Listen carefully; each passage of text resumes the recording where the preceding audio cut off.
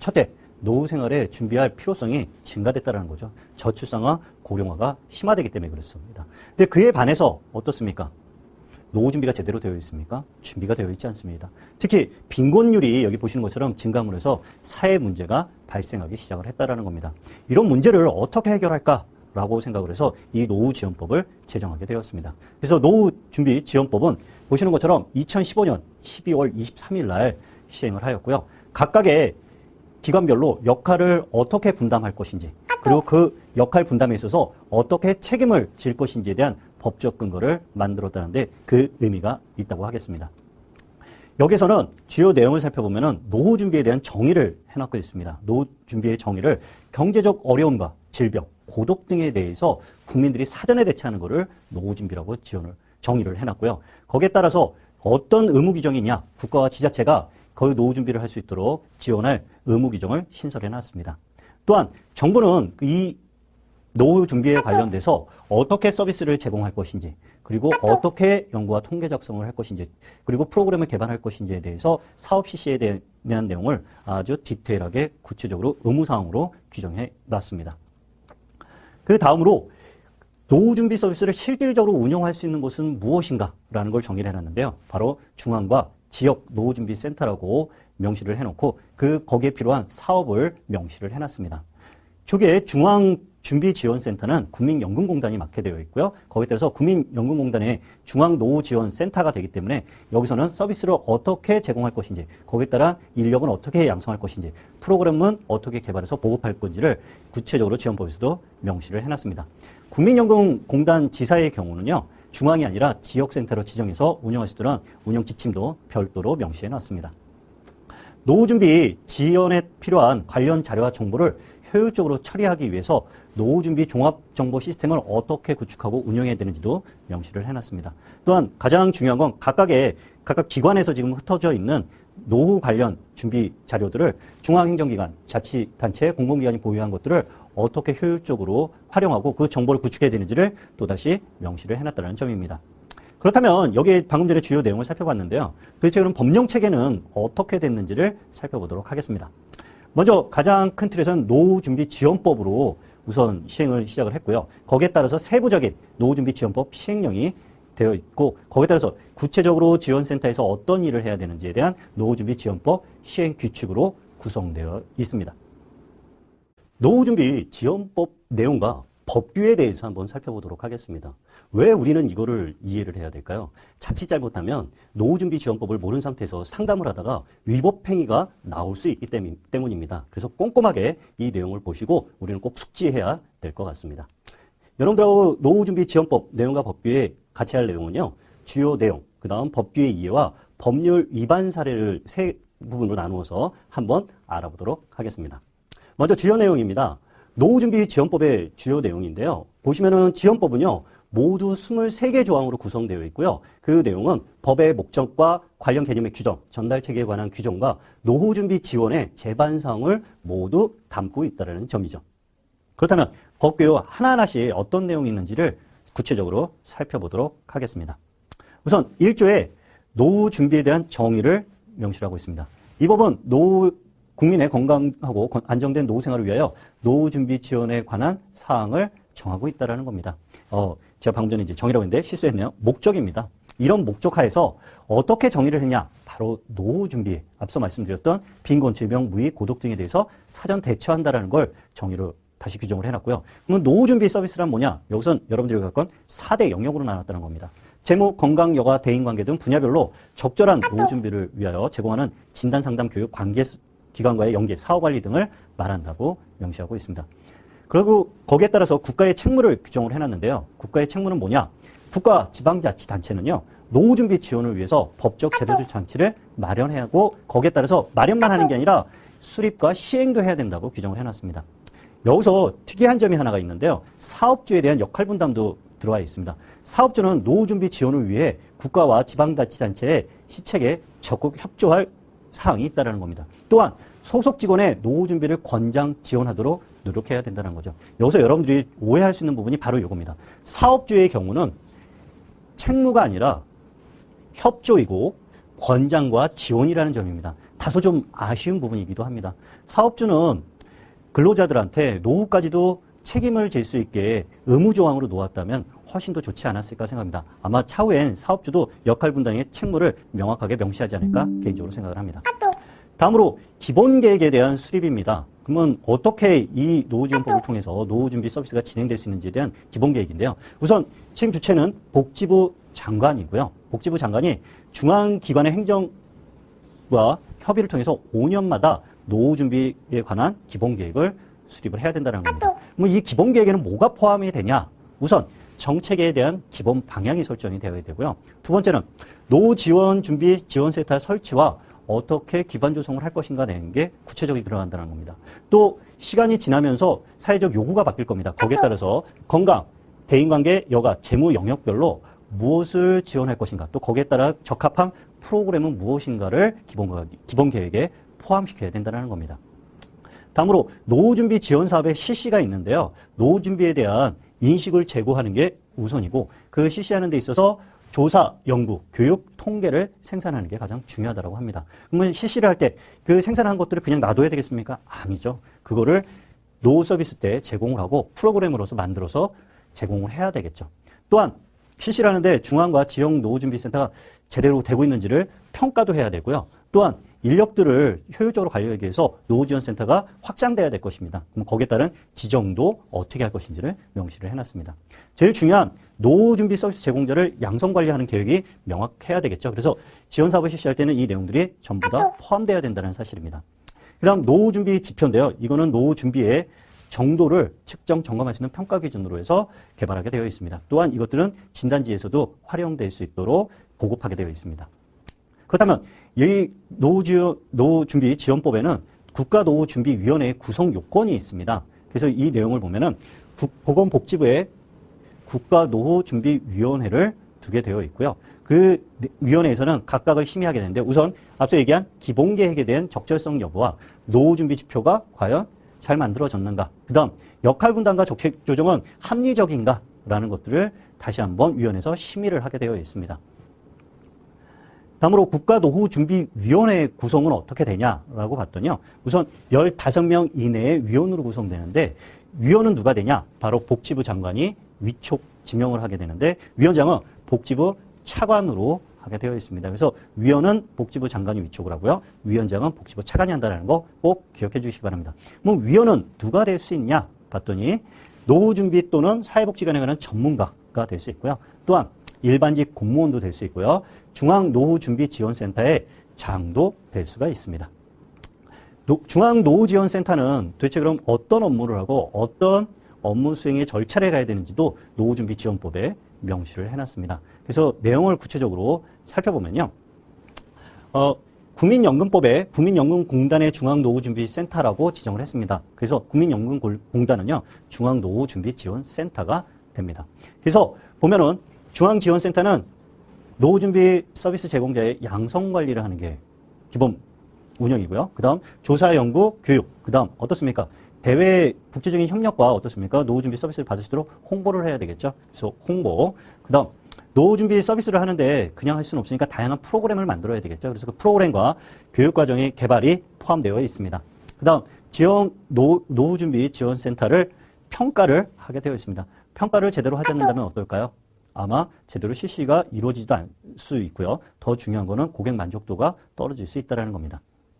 그 다음 중앙노후준비지원센터의 장은 보시는 것처럼 매년 사업계획과 예산 결산에 대해서 누구한테 승인받고 누구한테 보고해야 됩니까? 네, 보건복지부 장관한테 승인을 받고요. 정기적으로 보고해야 된다는 거 꼭 기억을 해주시면 좋을 것 같고요. 거기에 따라서 경비가 있습니다. 그래서 경비는 국가에서 부담을 하게 되는데 국가는 중앙센터의 사업 수행에 필요한 경비에 대해서 전부나 일부에 대해서 부담할 수 있다는 것도 기억을 해주시기 바랍니다.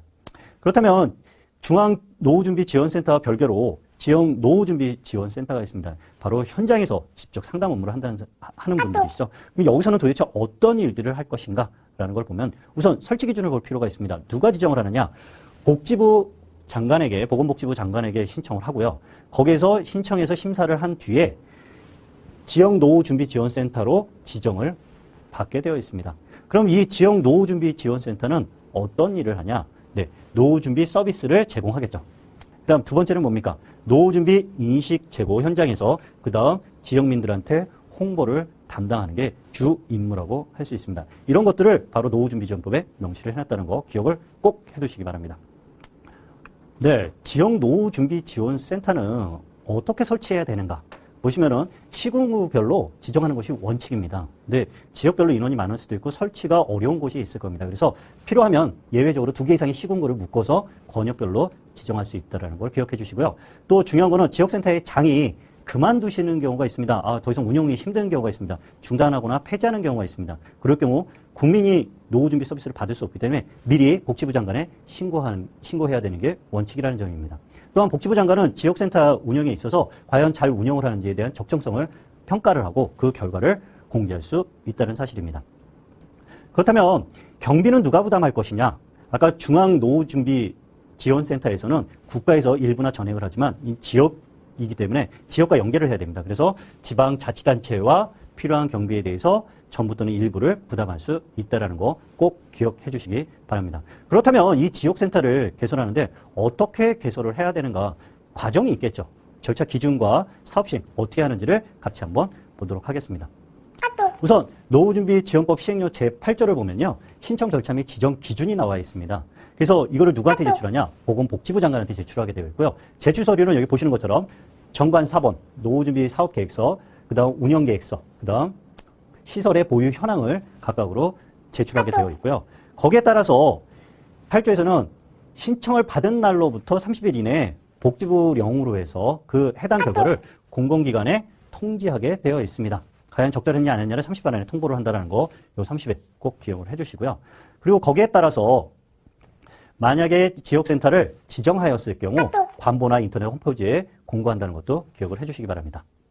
그렇다면 노후준비 서비스 제공자는 무엇의 역할과 어떤 책임이 있는가라는 것을 제11조에서 명시를 하고 있습니다. 그래서 복지부 장관은 노후준비 서비스 제공자를 양성하기 위한 교육을 실시해야 되고요. 거기에 따라서 그냥 교육만 시키고 양성만 하는 게 아니라 노후준비 서비스 제공자에 대해서 정기적인 보수 교육을 실시를 해야 됩니다. 또 중요한 것은 노후준비 서비스 제공자도 이 보수 교육을 필수로 받아야 된다는 거 기억을 해주시기 바랍니다.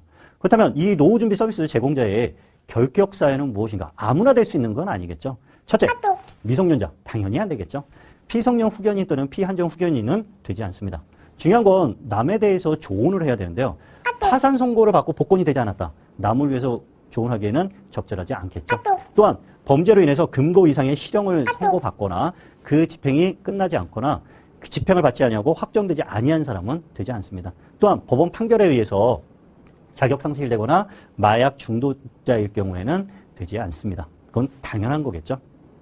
그렇다면 우리 노후지원법에서는 또 금지 행위와 벌칙 사항이 들어 있습니다. 어떻게 보면 여러분들이 현장에서 상담을 하실 때 가장 중요하게 보셔야 될 내용이라고 저는 생각을 합니다.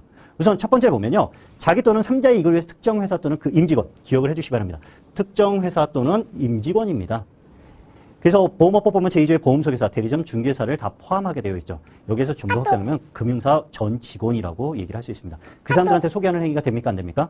당연히 안 된다라는 겁니다. 그 다음 금융상품을 소개하거나 가입을 유인 또는 알선하는 행위 해야 됩니까? 안 됩니까? 당연히 안 되죠. 우리 노후준비 서비스의 특징에서 볼 수 있듯이 우리는 뭐만 됩니까? 계획만 세워주게 되어 있습니다. 그래서 이런 행위도 되지 않습니다. 근데 만약 이런 행위를 했다라고 하면요. 노후준비지원법에서는요. 5년 이하의 징역, 5천만 원 이하의 벌금에 처할 수 있다는 거 꼭 기억해 두시기 바랍니다. 다음으로 연금보험의 정보 제공 및 처벌에 대한 규정이 들어와 있습니다. 그래서 보건복지부 장관이 노후준비 정보 시스템의 운영에 필요한 경우 노후준비 서비스 시처가 제출한 동의 서면을 전자 형태로 금융회사를 통해서 그 가입한 고객의 정보를 받게 되어 있습니다. 개인정보입니까? 개인정보가 아닙니까? 개인정보겠죠. 그럼 이 개인정보를 함부로 다룬다면 어떨까요? 분명히 잘못된 일일 겁니다. 그래서 여기에 대해서 어떻게 다뤄야 되는지 명시한데 앞서 얘기한 것처럼 동의 서명을 받아야 된다. 구두가 아니라 동의 서면이고요. 명의자 본인이 직접 작성해야 된다는 걸 꼭 기억해 두시기 바랍니다. 그렇다면 이거를 제공받았을 때 금융회사에서는 어떻게 행동해야 되냐? 당연히 연금보험 정보를 금융회사는 제공을 해야 되고요. 만약에 이거를 제공하지 않는다라고 했으면 어떻겠습니까? 거기에 따른 처벌 조항이 따로 그 안에 명시되어 있습니다. 어떻게 되냐? 만약에 고객이 와서 동의서면을 작성하고 개인의 정보를 요청했는데 불구하고 만약에 응하지 않았을 경우에는 그 해당 금액에서는 500만 원 이하의 과태료가 부과된다는 걸 기억을 해주시기 바랍니다. 여기서 벌금이 아니라 과태료라는 것도 꼭 기억을 해주시기 바랍니다. 그렇다면 거기에 따라서 앞서 얘기했던 고객의 정보들을 많이 얻게 됩니다.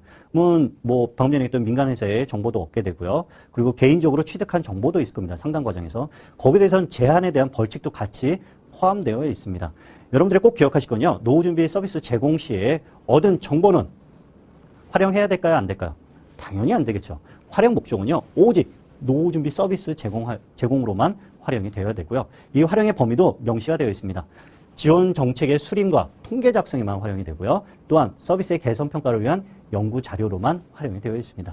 특히 이 정보를 활용하는 데 있어서 유의할 점은 사생활 비밀을 침해하지 않는 범위 내에서 가셔야 된다는 겁니다. 만약에 노후준비 서비스 제공에 있어서 필요 정보 외에 이 정보를 활용하는 데 있어서 무작정 이용해야 됩니까? 무작정 이용하지 말아야 됩니까? 당연히 기한을 둬야겠죠. 5년 초과해서 그 내용을 보관할 수 없다는 걸 꼭 기억해 두시기 바랍니다. 그렇다면 우리 운영을 하는 데 있어서 지역센터 아까도 있었고 또 그리고 업무를 지역센터에서 운영을 하게 됩니다. 그렇다면 그거를 중앙과 보건복지부에다 보고를 했는데 그걸 어떻게 해야 되는지 또 지역센터가 잘 운영이 되지 않는다면 어떻습니까? 지정을 취소할 수도 있겠죠. 거기에 대한 관련된 내용들이 노후지원법에 포함되어 있습니다. 그 내용을 같이 살펴보면요. 우선 업무에 관한 보고, 자료의 제출을 명화했을 경우 해당 공무원은 현장에 출입 또는 서류 검사를 하는 데 있어서 필요한 조치를 할 수가 있다는 겁니다. 이때 중요한 건요. 권한이 있다는 증표를 꼭 지니고 있어야 되고요. 이걸 관계인에게 보여줘서 확인을 받고 관련된 출입과 서류 검사를 진행해야 된다는 겁니다. 만약에 현장에서 지역센터에 관련돼서 현장 출입에서 서류 검사를 하는데 만약에 하지 않았다라고 하면 어떻습니까? 거기에 따라서 제재 조항이 포함될 수 있다는 겁니다. 또한 거기에 따라서 최초에 시작할 때 지정 기준이 있었을 겁니다. 근데 다시 봤더니 지정이 좀 미달이 됐어요. 또 보고해야 될 내용과 자료 제출을 제대로 하지 않았습니다. 그럴 경우 19조에 따라서 시정명령을 내릴 수 있다는 거 기억을 해주시기 바랍니다. 그리고 노후준비 서비스 제공에 정지를 명할 수도 있는데요. 어떻게 정지를 명하냐. 평가 결과 기준에 미달할 경우 당연하겠죠. 다음으로 어떻습니까? 평가를 거부합니다. 이것도 당연하겠죠. 그 다음 실적을 조작한 경우 서비스 제공을 정지를 명할 수 있습니다. 또한 앞서의 내용 보고도 안 하고 그 다음 지정 기준에도 미달할 경우 어떻습니까? 유예 기간을 두고 이행하지 아니할 경우에는 지정을 취소할 수도 있다는 겁니다. 만약에 지정센터의 지정을 취소하거나 업무 정지를 명할 경우에는 청문을 꼭 실시해야 한다는 것을 기억을 해주시기 바랍니다. 그리고 만약에 지정이 취소됐다라고 하면 어떻게 될까요? 취소된 날로부터 2년 이내에는 지역센터로 받을 수 없다는 규정도 꼭 기억해 두시기 바랍니다. 근데 만약에 이 앞서의 내용들을 위반을 해왔다. 그러면 어떻게 될까요? 바로 500만 원의 과태료가 부과되고요. 보고 및 검사 조치를 방해한 자가 여기에 해당된다고 할 수 있을 겁니다. 그 다음 노후준비 지원센터를 이제 운영하게 되는데요. 여러분들이 꼭 기억하실 건 어떻습니까? 이거를 유사명칭으로 활용하는 기업체들이 나올 수 있다는 겁니다. 거기에 대한 규정도 지원법에 포함이 되어 있는데요. 유사명칭의 사용 금지라고 명시를 해서 노후준비 지원센터 또는 이와 유사 명칭을 사용하지 못하게 되어 있고요. 그냥 못하게 되는 게 아니라 오인하거나 표시나 광고를 할 경우에도 이때는 벌칙 조항으로 500만 원 이하의 과태료를 부과한다는 사실입니다. 법률 위반 사례에 대해서 한번 살펴보도록 하겠습니다. 우선 특정 금융회사 및 임직원 소개 금지에 대한 조항입니다. 여기 사례를 한번 볼까요? 노후준비 서비스 제공자가요. A 고객과 재무 관련 상담을 진행을 했습니다. 그래서 진행했더니요. 만족도도 상당히 높았어요. 근데 고객이요. 여기서 이렇게 얘기를 했습니다. 저 진단받았는데요. 거기에 맞는 금융상품 없을까요? 라고 얘기를 했고요. 꼭 좀 해줬으면 좋겠습니다. 라고 얘기했습니다. 그래서 홍길동 상담사가요. 금융상품을 추천할 수 없다는 것을 고객한테 설명을 했어요. 여기까지 잘 맞으셨는데 뭐가 문제였냐? 같은 건물에 금융기관이 같이 있는 경우도 있잖아요. 또 있다 보면은 그 사람들과 친해질 수도 있을 겁니다. 근데 이 홍길동 상담사께서 어떻게 하셨습니까? 그 금융기관 아는 지인한테 개별적으로 저분한테 가세요라고 이야기를 했습니다. 법률 위반일까요? 아닐까요? 네, 바로 노후준비지원법 13조 1호 법률 위반에 들어가신다는 겁니다. 결국에는 여기서 얘기하는 건 금융상품 추천할 수 없다. 라고 거기까지만 설명하시고 양해를 부탁드리는 게 가장 좋은 방법이라는 겁니다. 다음으로 우리 홍길동 노후준비 서비스 제공자가요, 또 이제 상담을 하셨습니다. 그래서 노후자금 마련을 위해서 노후 상담을 이제 받으셨는데, 성춘향 씨가 절세 수익 가능한 거 없을까요? 연금보험이 있다는데, 거기에 대해 설명해 주세요. 라고 했더니요, 잘 설명해 주셨어요. 근데 하지만, 금융상품에 대한 이해 부족하고요. 그 다음 금융상품 선택에서 어려움이 있으셨어요. 성춘향 씨가. 그래서 연금상품도 하나 좀 해주셨으면 좋겠습니다. 라고 했어요. 그때 홍길동 상담사도요. 본인도 가입한 게 있었습니다. 그래서 내가 가입한 펀드가 뭐뭐고요. 운영 스타일과 운영 방법, 성과, 수수료가 이렇습니다. 라고 해서 제가 가입한 거 이거 한번 해보시는 게 어떨까요? 라고 얘기했습니다. 이런 게 어떻게 될까요? 법률 위반, 여기 보시는 것처럼 13조 2호에 법률 위반이 포함된다라는 겁니다. 그래서 앞서 이야기 드린 것처럼요. 딱 고객한테 그냥 죄송합니다. 상품에 대해서는 이야기 못 드립니다. 라고 양해 구하고 거기서 상담 종료하시는 게 가장 좋은 방법이라는 걸 기억해 주시기 바랍니다.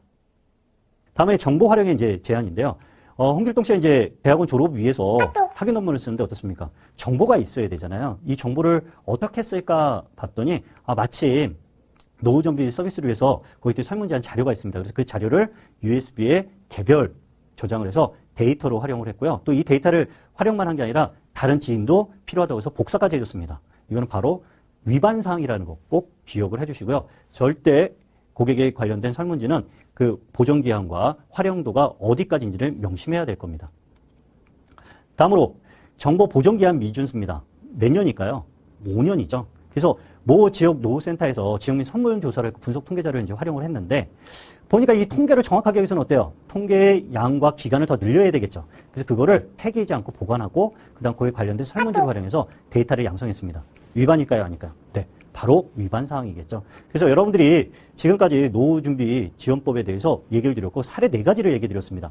까딱 잘못하거나 아니면 잘못된 생각으로 우리가 법규를 위반할 수 있을 것 같습니다. 그래서 여러분들도 기회가 되시면 노후준비 지원법은 전부 꼼꼼하게 한번 읽어보시는 게 가장 좋을 것 같습니다. 노후준비 서비스 제공자의 역할에 대해서 한번 알아보도록 하겠습니다. 노후준비 서비스 제공자의 역할이 무엇일까? 한번 같이 보도록 하겠습니다. 역할은 고객들에게 실질적인 노후준비 서비스를 제공하고 홍보와 노후준비 인식을 제고하는 데 있습니다. 그렇다면 이 노후준비 서비스 제공자들이 실력이 어떻게 되겠습니까? 당연히 높아야 되겠죠. 질적이나 전문성도 갖춰야 될 것 같습니다. 그래서 교육이 포함이 되어 있습니다. 교과목을 이렇게 보면요. 노후준비 서비스 제공자들은 필수 교육을 이수해야 되는 거와 정기 보수 교육을 받는 2가지로 나눠져 있습니다. 교육 과목은 보시는 것처럼 7개 과목으로 구성이 되어 있고요. 교육 시간은 65시간으로 필수로 받아야 되고요. 이러닝 교육은 33시간, 소직 교육은 32시간을 교육을 이수를 하셔야 됩니다. 그 다음 보수 교육으로는요. 2년마다 20시간의 보수 교육을 필수로 이수해야 됩니다. 그렇다면 이 교육 기간에 학습 진행은 몇 %냐? 총 90% 이상을 학습을 해야 되고요. 평가를 하는 경우 총 100점 만점에 70점 이상을 맞아야 됩니다. 또 중간에 소직 교육이 있습니다. 소직 교육은 90% 이상 출석을 해야 된다는 거 기억을 해주시기 바랍니다. 그래서 앞서 이야기했네요. 여기 표에 있으니까요. 한번 봐주시기 바랍니다. 대신 우리 보유 자격에 따라서 면제 과목들이 포함되어 있습니다. 보시면 사회복지사 2급부터 건강가정사까지 있고요. 교육 과목은 여기 보시는 대로 있으니까 한번 살펴보시고 관련 자격증이 있다면 보유 자격 과목에 대한 면제 과목이 있으니까 그거를 예외해서 다른 공부에 더 치중을 하시는 것도 좋을 것 같습니다. 노후준비 서비스 제공자의 윤리기준은 무엇인지 이번 시간에 하나하나씩 살펴보도록 하겠습니다. 그 윤리기준에는요. 기본적인 윤리기준과 고객에 대한 것, 공단에 대한 윤리기준이 구분이 됩니다. 어떻게 구분이 되고 그 내용이 무엇인지를 하나하나씩 살펴보도록 하겠습니다. 먼저 기본적 윤리기준입니다. 노후준비 서비스 제공자의 윤리는요. 고객과의 상담이나 교육 서비스 및 기타 업무를 수행하는데요. 지켜야 될 행동규범이라고 얘기를 하고 있습니다. 전문가로서의 자세가 이제 좀 필요한데요. 어떻습니까, 여러분? 전문가로서 어떤 자세를 가져야 될까요? 제일 첫 번째가요. 품위와 자질을 유지해야 된다는 겁니다. 복장부터 어투, 언행 상당히 중요한 거겠죠. 또한 상담을 하는 데 있어서 성실하게 임해야 되고요. 또한 공정한 자세로 업무를 수행해야 되겠죠. 그리고 어떻습니까? 그 업무에 대해서 책임을 다하는 게 가장 중요하다고 할 수 있습니다. 또한 고객을 차별적으로 대우해서는 안 됩니다. 여기 보시는 것처럼 종교, 인종, 성, 연령, 국적, 결혼 상태, 경제적 지위 여러 가지가 있습니다. 특히 우리 다문화 가족들이 많이 증가를 하고 있고요. 국민연금을 가입하신 분들도 증가 추세에 있습니다. 거기에 따라서 인종별로 저희가 만약에 차별을 한다. 그거는 옳지 않은 경우겠죠. 또한 경제적 지위입니다. 돈이 많고 적음이 아니라요. 노후준비 서비스를 받는 모든 분들이 그 경제적 지위로 인해서 상담을 제대로 못 받고 바꾸는 잘못된 거겠죠. 경제적 지위와 상관없이 차별하지 않아야 된다는 거죠. 그 다음 노후준비 서비스 제공을 통해서 우리는 어떻게 전문가 정신을 가져야 되냐. 고객의 생활안정과 복지 증진에 기여를 한다는 것을 꼭 기억해 두시기 바랍니다. 그럼 우리 전문성을 어떻게 개발해야 될까요? 어떻습니까? 모든 환경들이 변하고 있습니다. 거기에 따라서 우리가 최상의 서비스를 제공하기 위해서는요. 지식과 기술을 하는데 개발을 게을리해야 되겠습니까? 안 했습니까? 최선을 다해야 되겠죠. 이 최선만 다하는 게 아닙니다. 바로 우리의 고객들한테도 전파할 책임이 있다는 사실이죠. 또한 자신이 일하는 지역사회의 노후준비 실태와 노후 문제를 이해해야 된다는 겁니다. 그걸 통해서 우리는 사회자원과 연계를 시켜야 되고요. 복지 서비스도 그분들에게 안내를 도와드려야 됩니다. 안내만 도와드리는 게 아니라 그 문제의 해결과 상황 개선을 위해서 적극적으로 노력해야 된다는 사실이죠. 결국에 전문성을 개발하기 위해 노력하되 또한 우리 이 개발하는데 어떻습니까? 우리 개인 공부를 하는 거잖아요. 그렇다고 우리 노후준비 서비스 제공하는데 소홀히 해서는 안 되겠죠. 결국엔 서비스 제공과 우리 개인의 개발 능력이 적절히 조화를 이루어야 된다는 사실입니다. 경제적 이득에 대한 태도입니다. 어떻습니까? 우리는 유료입니까? 무료입니까? 반드시 무료로 제공을 해야 되는 거고요. 또한 앞서 이야기한 것처럼 경제적 능력 유무를 떠나서요. 차별적 대우를 해서는 안 됩니다. 또한 특정 회사 금융상품 구매 추천할 수 있습니까? 없습니까? 절대 하시면 안 되겠죠. 또한 고객자산 투자나 증식하는 일에서도 개입해서는 되지는 않습니다. 또한 노후준비 서비스 제공과 관련하여 어떠한 경우에서도요. 경제적 이득 절대 취해서는 안 되겠죠.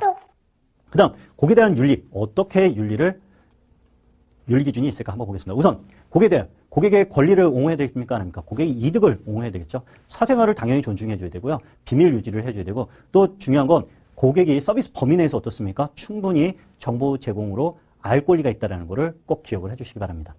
그렇다면 공단에 대한 윤리 기준입니다. 우리 공단에 모든 것들의 사업의 추진의 중심에 있습니다. 그 추진을 하는 데 있어서 우리는 어떻게 공단을 대상으로 해서 어떤 윤리 기준을 지켜야 될까요? 우선 공단의 정책과 사업 목표 달성에서 어떻습니까? 합심을 해야 되겠죠. 거기에 따라서 서비스의 효율성과 효과성을 증진하기 위해 노력했을 때 공단의 아니면 우리 전체 사업의 고객 감동 경영에 도움이 될 수 있다는 겁니다.